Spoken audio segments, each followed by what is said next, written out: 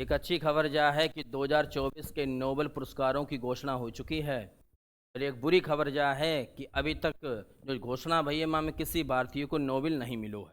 हाँ, इंस्टाग्राम पर रील बनाए हुए को नोबेल हो तो हम लोग जीत के लाते, मेरी 100% गारंटी।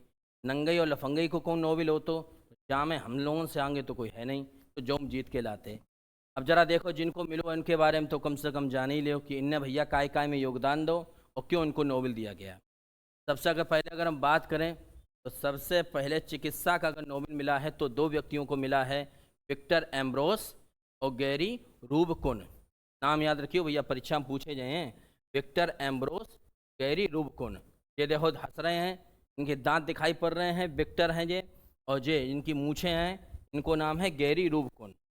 इसके बाद बाबू आई जाओ, अगर हम भौतिकी का नोबेल बात करें तो भौतिकी का नोबेल दो व्यक्तियों को दिया गया, जॉन हॉफफील्ड, ये देखो जॉन हॉफफील्ड हैं, और दूसरे व्यक्ति हैं जेफरी हिंटन।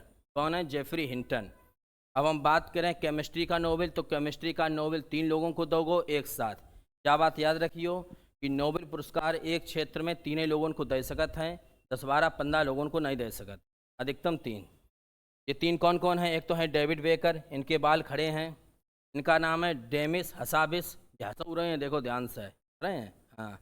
और तीसरे का नाम है जॉन जंपर, देखा है भैया, डेविड वेकर, डेमिस हसाविस और जॉन जंपर। इन तीनों लोगों को किसका दिया गया है भैया? केमिस्ट्री का नोबेल। अब थोड़ा नोबेल पुरस्कार के बारे में जान लें क्यों बांटा जाता है। तो याद रखना, नोबेल पुरस्कार जो हैं इसकी शुरुआत स्वीडन के वैज्ञानिक अल्फ्रेड नोबेल की स्मृति में हुई थी। मैं अल्फ्रेड नोबेल के बारे में बता दूं कि अल्फ्रेड नोबेल एक स्वीडन के वैज्ञानिक थे। तो इन्होंने क्या किया था? डायनामाइट का आविष्कार किया था, जो कि एक विस्फोटक पदार्थ था। और इनके आविष्कार से दुनिया में गलत प्रयोग होने लगा, लोग युद्ध में प्रयोग करने लगे, लोग बम ब्लास्ट में प्रयोग करने लगे। तो इनको बड़ा दुख हुआ। इसी वजह से इन्होंने कहा था कि हम अपनी संपत्ति जो है ट्रस्ट में गिरवी रखते हैं, और संपत्ति से जो भी ब्याज आएगा उस ब्याज से हर साल मेरे नाम से नोबेल पुरस्कार बांटे जाएंगे। तो इसी वजह से बाबूजी नोबेल पुरस्कार बांटे जाते हैं। क्लियर है भैया? जो पुरस्कार जो है हर साल 10 दिसंबर 1901 को बांटा जाता, 10 दिसंबर को बांटा जाता है, और इस पुरस्कार की शुरुआत हुई थी 1901 में। यह पुरस्कार 6 श्रेणियों में दिया जाता है। पहले दिया जाता था 5 क्षेत्रों में, अब देते हैं 6। भौतिकी का, रसायन का। भौतिकी और रसायन का नोबेल जो है रॉयल स्वीडिश अकादमी द्वारा दिया जाता है।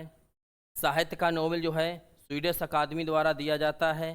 चिकित्सा का नोबेल जो है कैरोलिंस्का इंस्टीट्यूट द्वारा दिया जाता है। और शांति का नोबेल नॉर्वे की नोबेल अकादमी द्वारा दिया जाता है। याद रखना, जो शांति का नोबेल है वो नॉर्वे अकादमी द्वारा दिया जाता है। अगर हम अर्थशास्त्र की बात करें तो अर्थशास्त्र का नोबेल भी रॉयल स्वीडिश अकादमी द्वारा दिया जाता है। पहले 5 क्षेत्रों में देते थे, अब देते हैं 6 क्षेत्रों में। और जो अर्थशास्त्र का नोबेल है इसकी शुरुआत 1968 में हुई थी। पुरस्कार सम्मान समारोह का आयोजन जो है स्टॉकहोम स्वीडन में किया जाता है। यानी ये पुरस्कार जो है स्टॉकहोम में दिया जाता है, जो कि स्वीडन की राजधानी है। आ जाओ भाई, चिकित्सा का नोबेल तो 2024 में दिया गया है।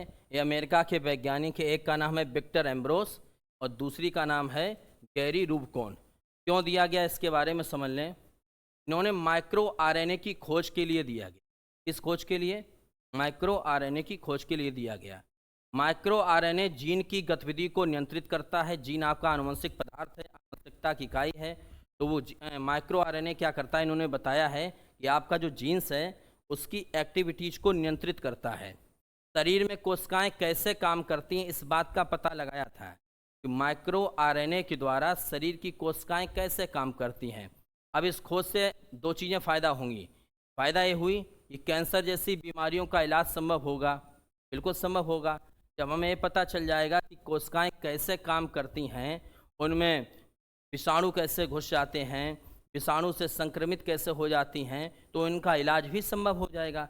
और साथ में जो कोरोना वैक्सीन बनी थी तो इनकी टेक्नोलॉजी के माध्यम से ही कोरोना आया था, तो कोरोना वैक्सीन बनाने में मदद भी मिली थी। इसके माध्यम से विक्टर एम्ब्रोस और गैरी रूबकोन ने जो अपना कॉन्सेप्ट दिया था उसी से कोरोना वैक्सीन बनाई गई थी। ठीक, अगला आ जाओ। भौतिकी का नोबेल 2024 में दो व्यक्तियों को दिया गया। एक का नाम जॉन हॉपफील्ड है, ये अमेरिका के रहने वाले हैं, और जेफरी हिंटन है, ये ब्रिटिश कनाडाई नागरिक हैं। और जेफरी हिंटन को कृत्रिम बुद्धिमत्ता का गॉडफादर कहते हैं, एआई का गॉडफादर कहते हैं। इन्होंने क्या काम किया है, आजकल एआई का यूज बहुत हो रहा है, आर्टिफिशियल इंटेलिजेंस का। और आर्टिफिशियल इंटेलिजेंस में क्या होता है कि कृत्रिम मानव, मान लीजिए एक मशीन है, वो मशीन क्या करती है, मानव की गतिविधियों को पढ़ती है और वैसा ही व्यवहार करती है। तो उसको और ज़्यादा सुधार किया था, किसने किया था, जॉन हॉपफील्ड ने और जेफरी हिंटन ने। इस वजह से भैया ये दोनों भैया पुरस्कार जीत के लाए। तो मेरे हिसाब से तुम्हें समझ में आएगा हुए। अब जो समझ लो किन किन लोगों, किन किन भारतीयों को भी नोबेल पुरस्कार मिला, इसके बारे में भी 2 मिनट निगाह डाल लें। ठीक भैया, सबसे पहले भारत में मिला था रविन्द्रनाथ टैगोर को साहित्य के क्षेत्र में, उनकी रचना थी गीतांजलि, उसके लिए दिया गया। फिर सीवी रमन को रमन प्रभाव के लिए भौतिक विज्ञान का नोबेल मिला। हरगोविंद खुराना को चिकित्सा का नोबेल दिया गया था। और मदर टेरेसा को शांति का नोबेल मिला था। और अमर्त्य सेन को अर्थशास्त्र का नोबेल दिया गया था। ठीक, याद रहेगा भैया, रविन्द्रनाथ टैगोर को साहित्य का नोबेल सबसे पहले, सीवी रमन को भौतिक विज्ञान का नोबेल, हरगोविंद खुराना को चिकित्सा का नोबेल, मदर टेरेसा को शांति का नोबेल और अमर्त्य सेन को अर्थशास्त्र का नोबेल मिला था। जो प्रस्ताव हो करें तो भैया दूसरे लोगों को पहुंचाए दो करो, जैसे बेव कुछ पढ़ लें मैं। ठीक।